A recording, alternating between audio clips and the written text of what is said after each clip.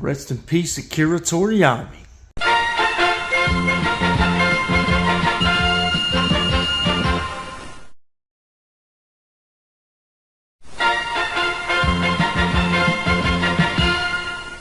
That was Akira Toriyama. Mispronounced his name. This is not a Dragon Ball Z episode, but I feel like it'd be appropriate to acknowledge the great animator and storyteller Akira Toriyama and his recent passing. Something I will probably make a separate video for if I can get to it. But pretty much from the age of 8 to 9 years old to roughly 13 or 14 years old, Dragon Ball Z was my number one love. Definitely a child of the 90s and Toonami and those late nights spending the night with friends and bonding over Dragon Ball Z. I owe a lot of my childhood to Akira Toriyama, so just want to take a second to acknowledge the GOAT. And I got another new Dragon Ball Z energy drink to review for the channel and to add to the can collection, because I don't have a very deep Dragon Ball Z collection. So stay tuned for that video. This video is Whatchya Readin' episode 3, I believe, or maybe episode 4. It's my own series and I'm not even keeping track of the episodes, but either way, it's the latest episode of Whatchya Readin'. I'm going to talk about these books in order of kind of least enthusiastic to the most enthusiastic books, I guess, if you will. It's not in exact order like that. The final 3 books I really enjoyed a lot, but I wanted to keep them together. So just the last 5 or so books are definitely the books I'm enjoying the most in my pull list. Number 1, straight up, and I want to go ahead and say I don't want to trash on all these books. I don't want to spend too much time being negative. That's just not my style. I want to get people interested in comic books. I want to get people interested in reading comic books. And just being real negative just ain't my style. So first up, we have Spider-Punk number 1. And it largely consists of Hobie Brown, Spider-Punk, Carl Morning Dew, Captain Anarchy, the teenage ripoff of Captain America, Riri Williams, the teenage ripoff of Iron Man, Matea Murdock, the ripoff of Daredevil, and Kamala Khan, Miss Marvel, the teenage ripoff of Captain Marvel, although she has her own power. There, I think I got it in the stand. It's hard when they're not in bags and boards. I just want to say, this book is out of touch with me. I'm out of touch with this book. I don't relate to this book. I was expecting, I didn't read the first run of Spider-Punk. I don't have the first appearance of Spider-Punk. My love of Spider-Punk basically comes from the costume, the gimmick, the concept. I think is really cool. There's a punk music-based superhero in Marvel, a really cool outfit. And then when I saw Spider-Punk in Edge of Spider-Verse, he came out to Cerebral Ballsy's Catch Me If You Can. That was kind of his intro, which was really cool. I've seen Cerebral Ballsy live, great punk band. And it was really an adult, mature take on the character. I really enjoyed it. I related. It just reminded me of 18-year-old bottom tier. And so I thought, I was very naive to this book. I was very ignorant, but I thought I was going to get that take, that mature, I don't want to say mature, but that older take on Hobie. Those punk, I mean, it's in the name, punk. Those anarchic ideals, those punk ideals. I mean, there's even a member, I just named off one of the members, Captain Anarchy or what. For a book that I think should be political, not necessarily on the nose. I don't want to be told what to think about my politics. Be creative with your writing. allow me to think critically about politics and things. But books should have books should be allowed to have some kind of a political basis. Whatever side of the aisle they lean is whatever. But I found it very contradictory that a Captain Anarchy and a Spider-Punk were teaming up with. They're taking out bad guys, and then they're teaming up with T'Challa and Shiri, like the king of a country. You're a punk anarchist, and you're teaming up with a monarch. I found that very contradictory. They seem like they're trying to establish order and peace in their city. I think they're in London. I find that contradictory to the beliefs of anarchy. And then my biggest quandary with this book is it's basically Teen Titans Go. Again, I wanted an adult Hobie Brown. I don't want to say adult content. I don't want to say mature. I feel like the barrier to entry should be lower so more people of all ages can enjoy Spider-Punk. It shouldn't be so mature and adult that younger fans get turned off. This is a Spider character. I understand what comes with the territory of being a Spider character, having your character be in Edge of Spider-Verse that a lot of kids and teenagers have seen by now. So I understand that much, but just for me, again, out of touch. Even with the plot, Bullseye fighting Matea Murdock, Otto Octavius working against Spider-Punk. The dialogue was juvenile, pedestrian, and the whole thing just feels like I'm reading Teen Titans Go, which is fine. My 5-year-old son loves Teen Titans Go. I'm glad Teen Titans Go exists. And if that's the target audience for Spider-Punk, that's fine. I think I just need to make a business decision on whether this was my introduction to Spider-Punk, my first foray into the character. Do I really want to read and collect Spider-Punk if this is what I'm going to get? Because that's not what I wanted. And, man, I think I'm out on Spider-Punk. I'm not down with this book. Well, let's keep it moving. Next up, we got Fire and Ice number 2. There's the cover. Out of touch. Again, out of touch. Now, where I think Spider-Punk is a viable book for teenagers, I think this book, I don't think this book is good at all. I don't think it relates to anybody. It's just very basic. It's beyond filler. Like, there's nothing going on. I was reading this book thinking, how the times have changed, where superhero books used to do superhero things. At least in Spider-Punk, they're fighting villains. They're trying to save London, right? There's literally no substance in this book. There's nothing here. It's just two girls trying to figure out. You got Ice trying to figure out, okay, how can I transition out of being a superhero, which is fine. That is not something that shouldn't be in this book. That is something very relatable. The sense of, my life used to be here, and now I'm trying to transition out of that into the next chapter of my life. The essence of that is fine in this book. But anyways, you have Ice trying to transition out of being a superhero, and you have Fire, kind of like in her name. She's got that fire lit in her, and she wants to get back into being a superhero. So, I understand the essence of the book, but it just doesn't hit. It just doesn't land at all. It just falls into this made clearly for preteen girls kind of vibe.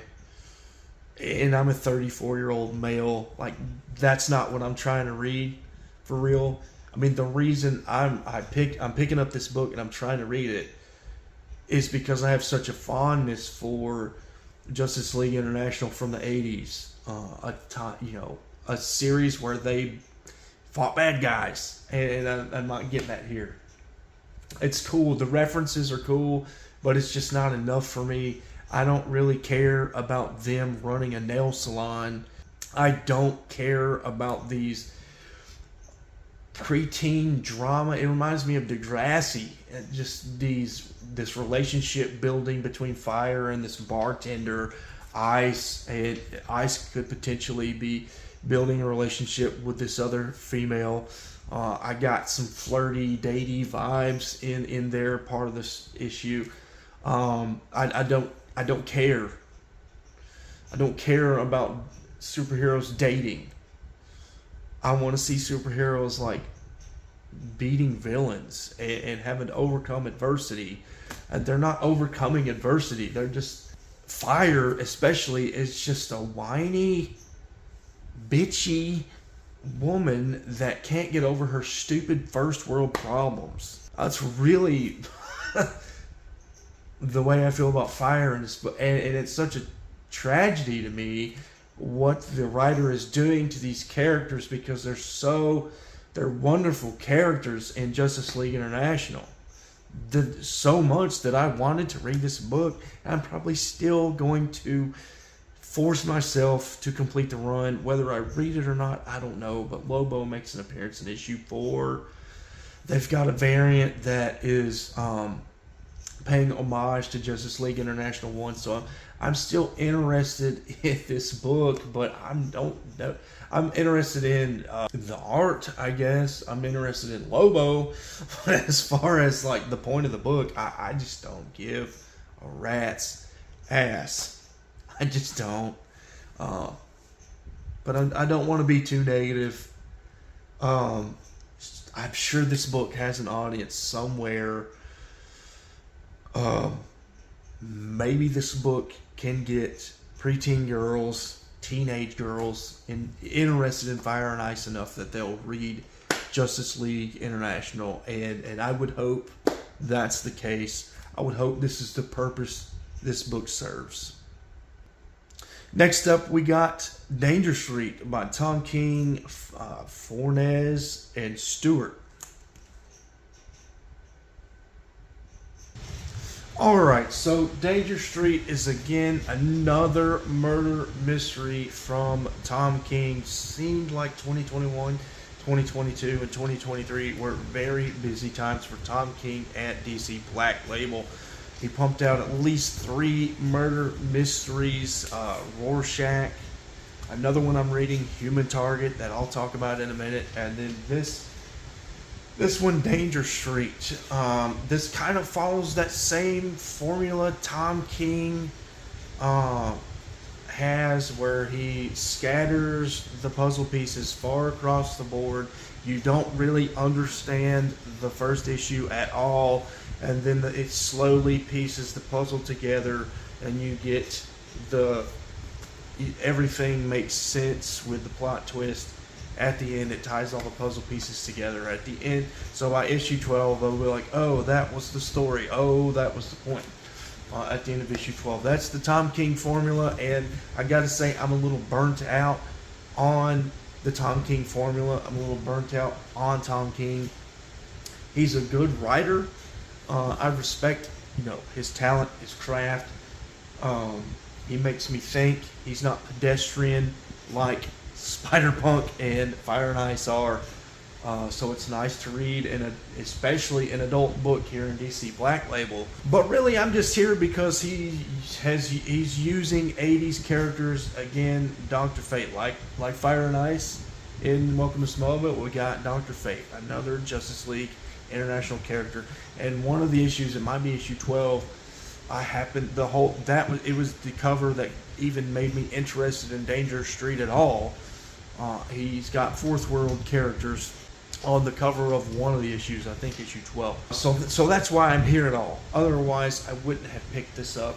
I guess it's an interesting story. So, we start out with I think it's a metaphor, like a visual metaphor. We got the Dr. Fate helmet. There we go. The Dr. Fate helmet taking us back in time a little bit to these 4 kids. And I didn't care for this scene, but again, it's a #1 issue in a Tom King murder mystery. So of course it's not going to make sense. But we got these 4 kids. I don't want to say flirting with a cop, but they're having fun with a cop, teasing this cop because they're riding a dune buggy essentially on a main street, and none of them are old enough to operate this vehicle on a city street. And the lady cop kind of ushers the kids out to the dunes where they need to be with their dune buggy. Then we get a random scene with the creeper killing somebody in an alley.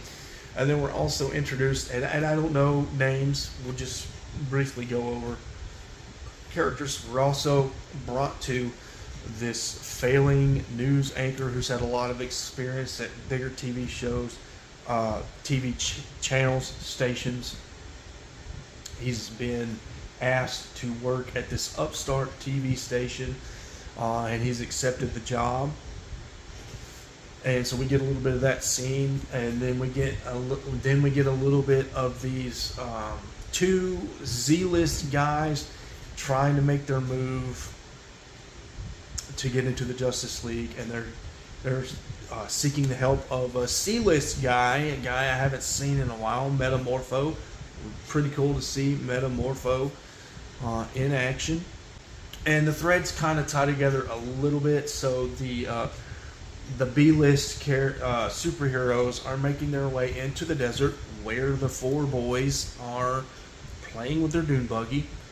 And they use the Dr. Fate helmet. The Z-list superheroes use the Dr. Fate helmet to open this portal, and they're trying to bring Darkseid over, and they're thinking they're going to kill Darkseid, and they're going to present Darkseid's head or whatever to the Justice League, and that will admit them into the Justice League. That's really the point of what they're doing. Now we do get a backstory on, I believe it's the person that comes through the portal. I think there's a little snippet. Tom King doesn't spoon feed anything to you. You got to put this together yourself. So I could be wrong. There's just a brief page or 2 about this giant that comes through. Looks very Jack Kirby Fourth World-esque, and he's just saying the sky is falling, the sky is falling, and grabs the blue. He looks like a mutant from Marvel Comics. But he grabs the blue Z-list character and starts, pounding on him, saying the sky is falling, the sky is falling. And I assume that the old guy who I thought was Dr. Fate, I was already predicting in my head it was going to reveal himself as Dr. Fate, and I was wrong. But he pulls out a sword and impales this sky is falling giant. So no idea why he was saying the sky is falling, and he's now dead, or at least presumed to be dead. You never know in these comics if anyone's actually dead or not. I think he may have ripped Metamorpho's arm off as well. Metamorpho is missing an arm in this issue, and the boys witness it.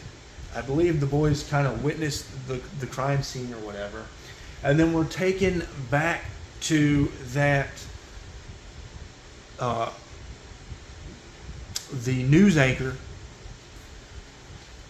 who's going to have a meeting with his bosses, and they look pretty familiar. Again, nothing is ever spoon-fed to you, but I'm assuming the 4 boys at the beginning of the book that were in the dune buggy, they own this upstart TV station that this news anchor is now going to be working for, and they want to hire him full time. And this meeting went real well, and then we see the news anchor see Creeper, so that's where some of the Creeper and news anchor stuff ties together. It's where the boys and news anchor threads tie together, and then the boys have seen the crime scene, so that ties together as well.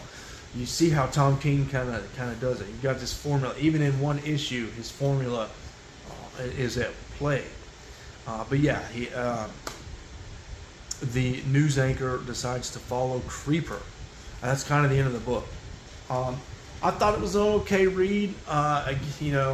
Because Tom King doesn't spoon feed you enough, I'm invested. I'm hooked enough I think I want to play this out. I want to buy the 12 issues and see where this story goes. But is my mind blown? Is this some of the best stuff I'm reading in my pull list right now? No.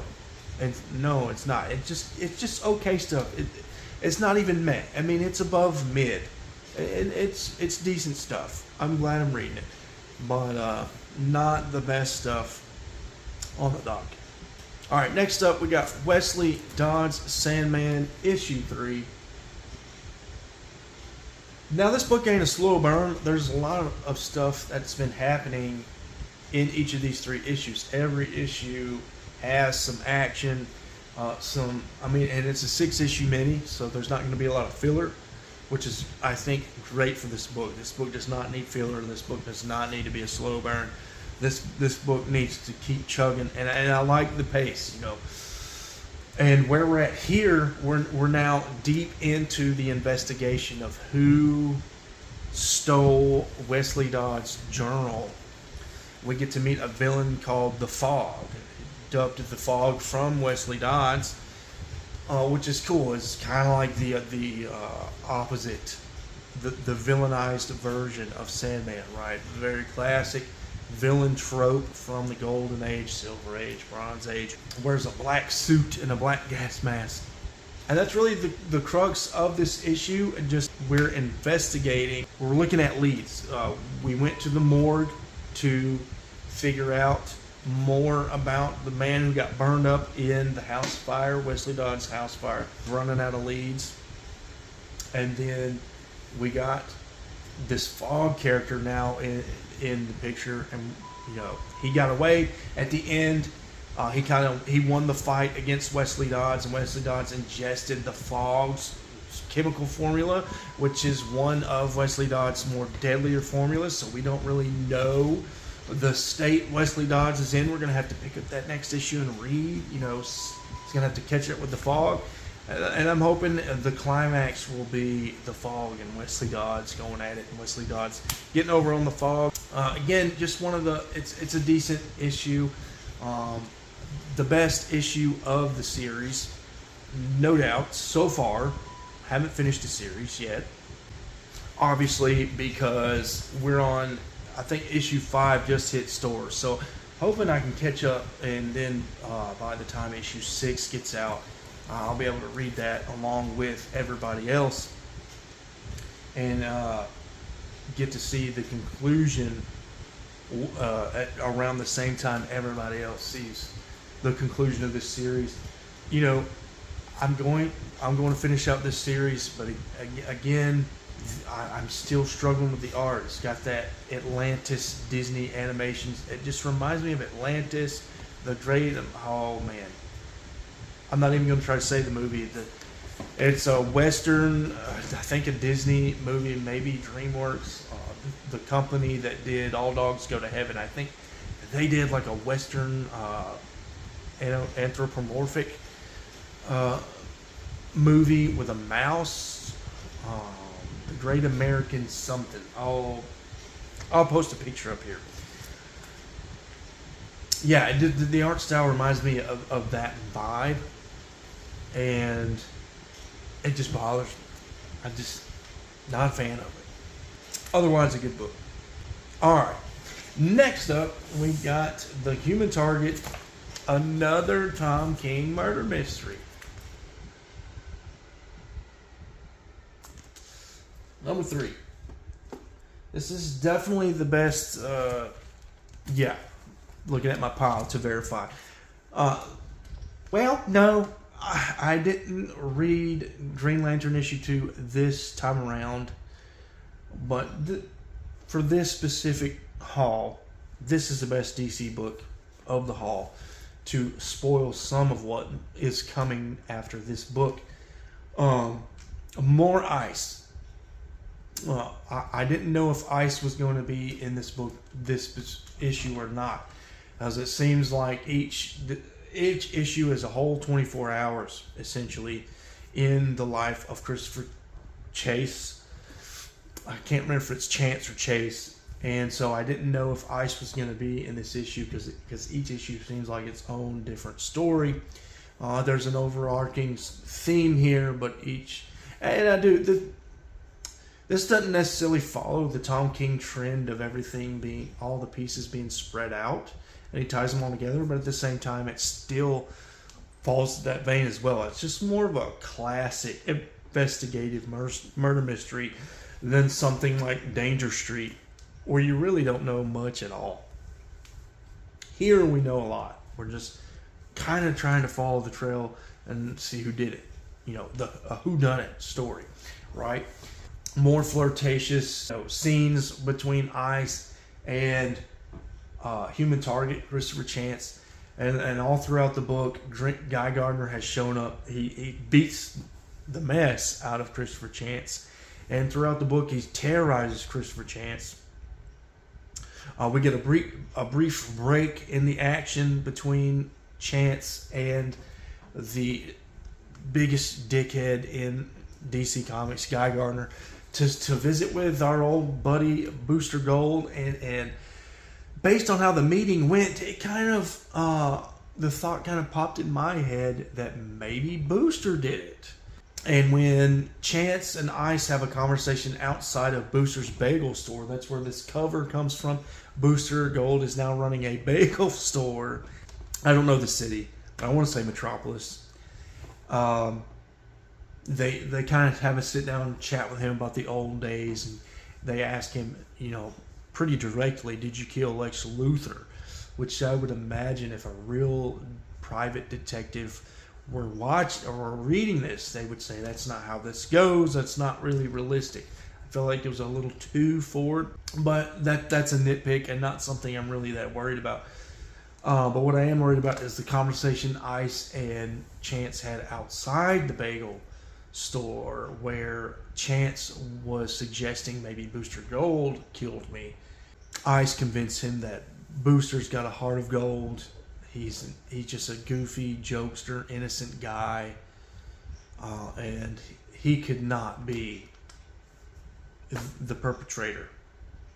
And I thought that was cool. It's kind of like Tom King was in my head, like I'm gonna dangle Booster Gold in front of you, but he's just a red herring. It just has nothing to do with the murder. But you never know. You never know. And I'm kind of thinking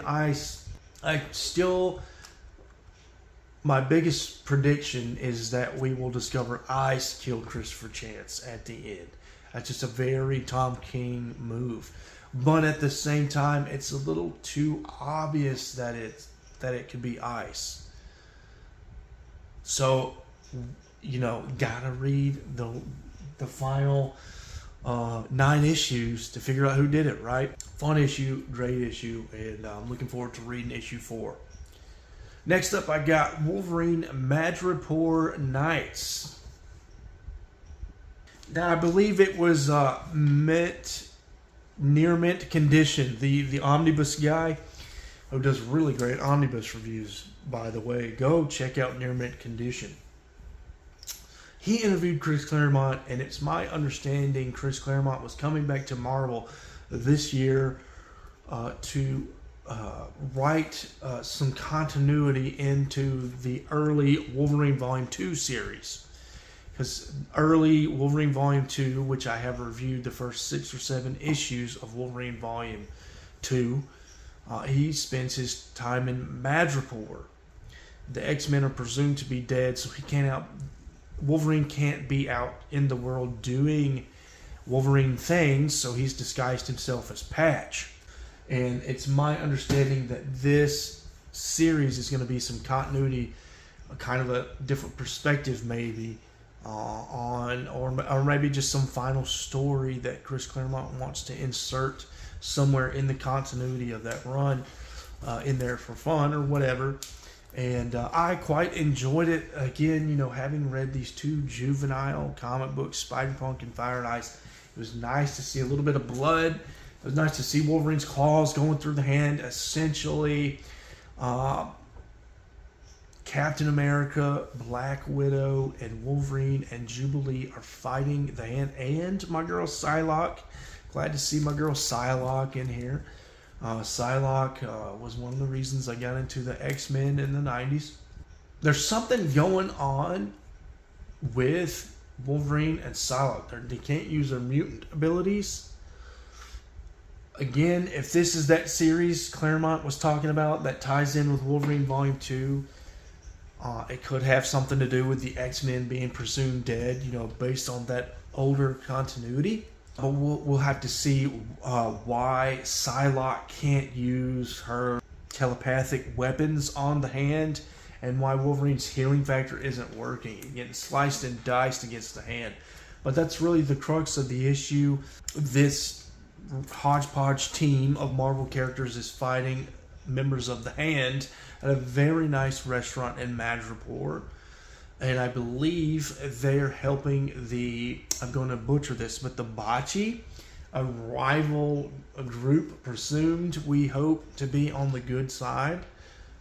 They enter the foray and take on the Hand, so the hodgepodge group of heroes can escape and go find somewhere to recoup and debrief with the leader of the Bocce, Bakai. I don't really know their name.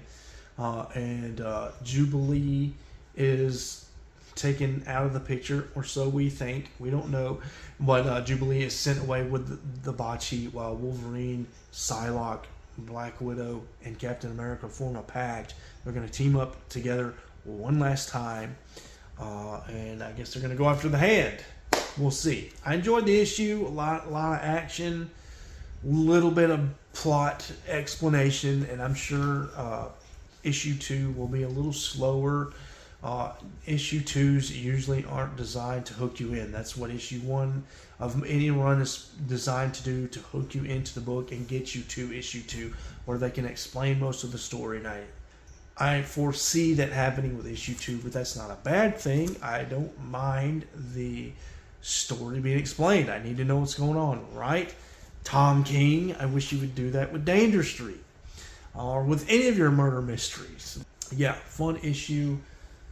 I was on the fence about picking this up at all, but for some reason I decided to pick up Madripoor Nights, and I don't regret it. And I hope when I get to the end, it will feel like it was worth it to me to spend the money on Madripoor Nights, because I'm not big on alternate runs. I'm not big on things that are not mainline canon. So hopefully when I get to the end of this, I won't feel like I need to get rid of it, trade it in for store credit or whatever. So next up, and third from last, we have Cobra Commander. Now, earlier in the video I said I was going to do these reviews from least excited to most excited. Now, I'd probably put Madripoor Nights over this book if I was actually going to tear out the books I read this week. But I just want to keep the Energon, since this is a connected universe, I'd like to keep the Energon books back to back to back in my reviews. Cobra Commander, we're seeing the Cobra Commander in, I presume, the swamps of Louisiana looking for Energon, because he's trying to prove himself to Globulus. Don't know who Globulus is yet. He's looking for Energon, and presumably because I think it's Cobra Commander 1, we see Megatron. I assume Cobra Commander is trying to turn Megatron on and have him be part of the Cobra Allah, or whatever he was saying. They get into some scraps with Striker and Buzzer or whatever, two like hillbilly rednecks that have this monster truck tank thing vehicle, and they kill people that stray where they're not supposed to stray in these swamps because they live back there, I guess, or they're at least operating out of there. I don't want to say Cobra Commander, there's one of them right there on the cover.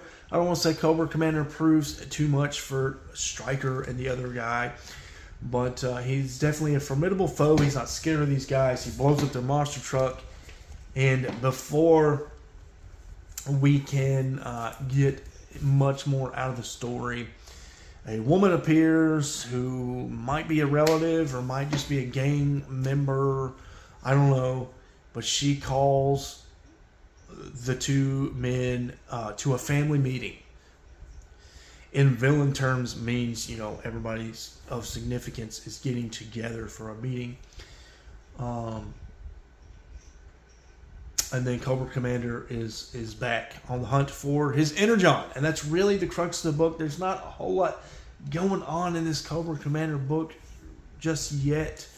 I don't know if there ever will be, because I just learned that Duke and Cobra Commander are a 5-issue miniseries getting primed and ready for the Energon Universe G.I. Joe book that I would assume will be separate from the Larry Hama book that Image is letting Larry Hama take over and write once again. I don't know how much is going to get explained in this Cobra Commander book, since it's kind of just a primer.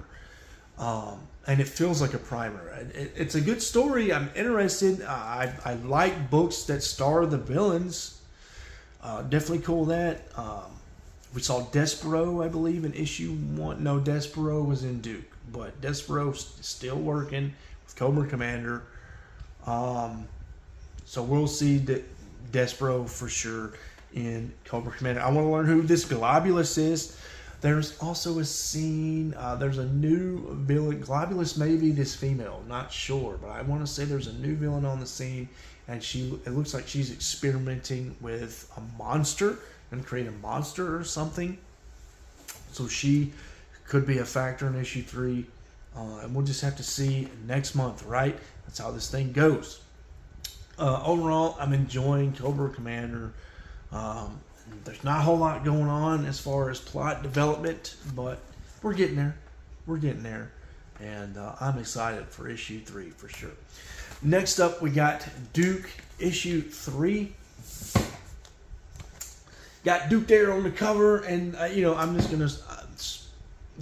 issue 2, the reveal of Baroness is now a month old, so I'm going to spoil it that Baroness is in this series. This issue is maybe a week old by now.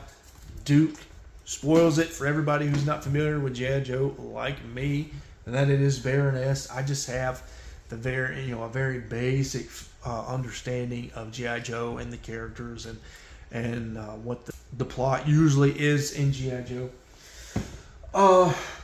But we're continuing with the theme of this being a not your daddy's Duke kind of story. Although there's still the spirit of Duke, still it kind of shines in this issue.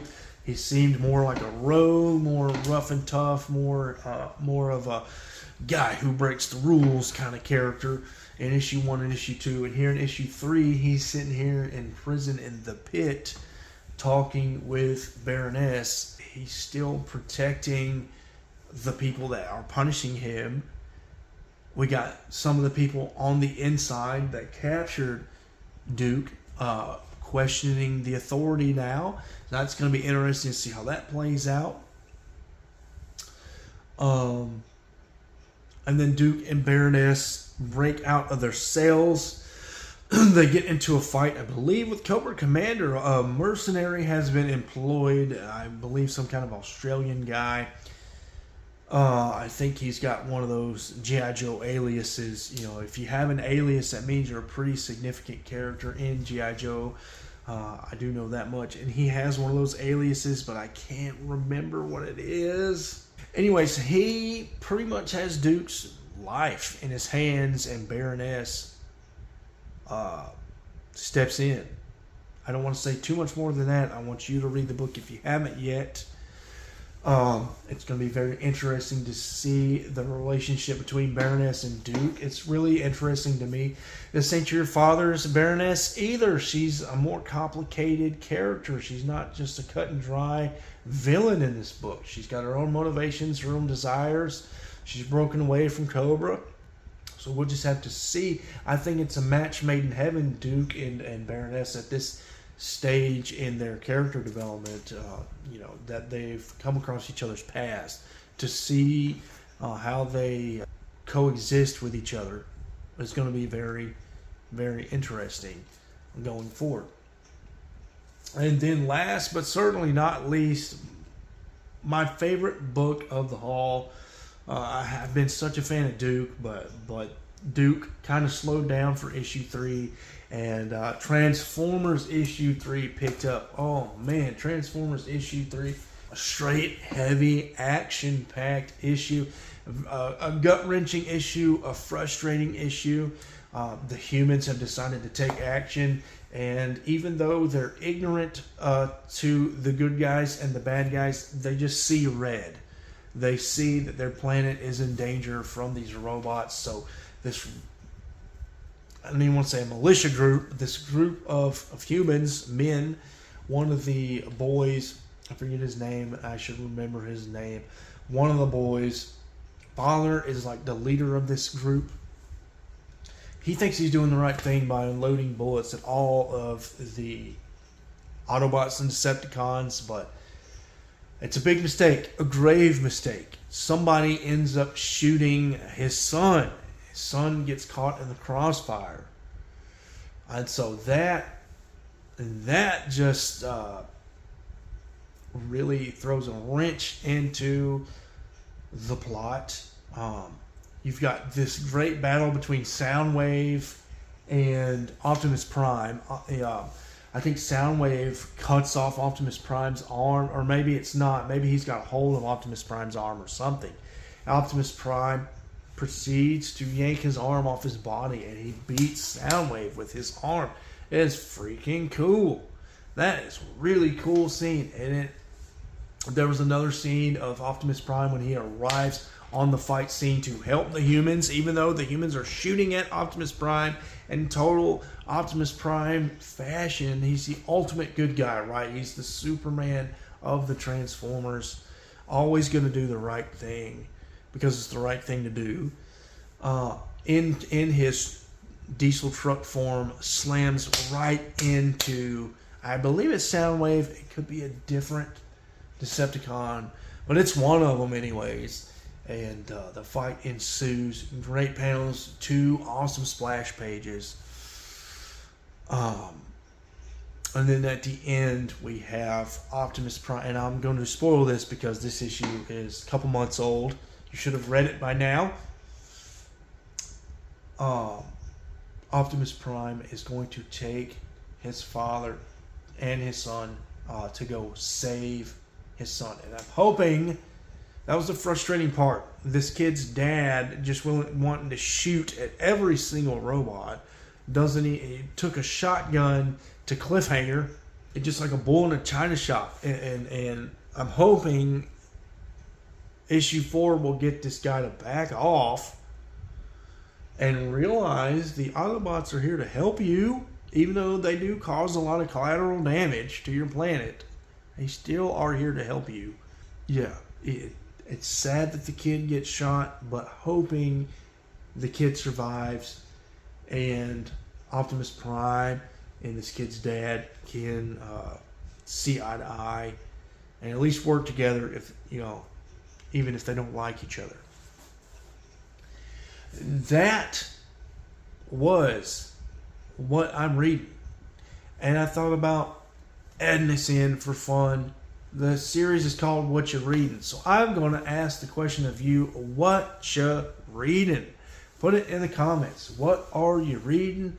I don't care if it's back issues. I don't care if it's new comic book day books. I don't care if it's stuff you're catching up on that's a couple months old, like me. Put in the comments, what do you like? What's garbage? What do you hate? I'm going to be asking this question from now on in What You Reading, because I want to know, what's everybody reading? Again, thank you for liking, subscribing, commenting. I'm very tired. My eyelids are so heavy. I hope I made it through this video in a very coherent fashion. But as always, I will see you next time.